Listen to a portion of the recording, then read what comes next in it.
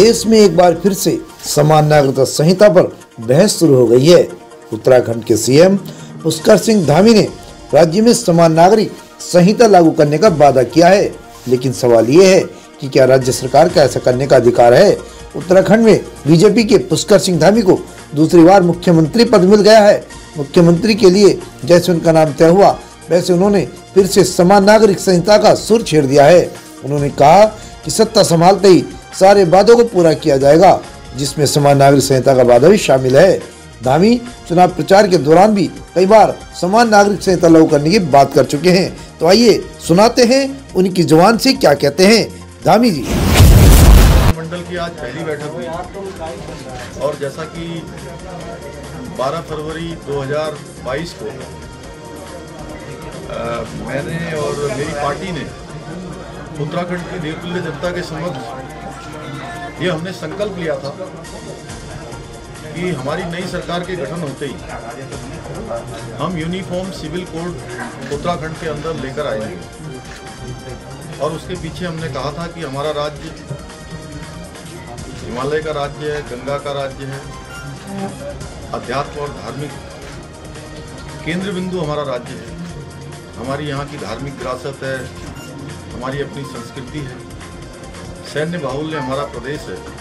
प्रत्येक परिवार से कोई न कोई सेना में है, किसी के घर का बेटा है, किसी की बेटी है, किसी का चाचा है, किसी के पिता है। वो हिंदुस्तान के किसी न किसी कोने में सेना में जाकर या अर्धसैनिक बलों में, सेना में या अन्य किसी फोर्सों में जाकर अपनी सेवाएं देश को दे रहे हैं। वहीं हमारा राज्य दो अंतर्राष्ट्रीय सीमाओं से भी लगा हुआ है।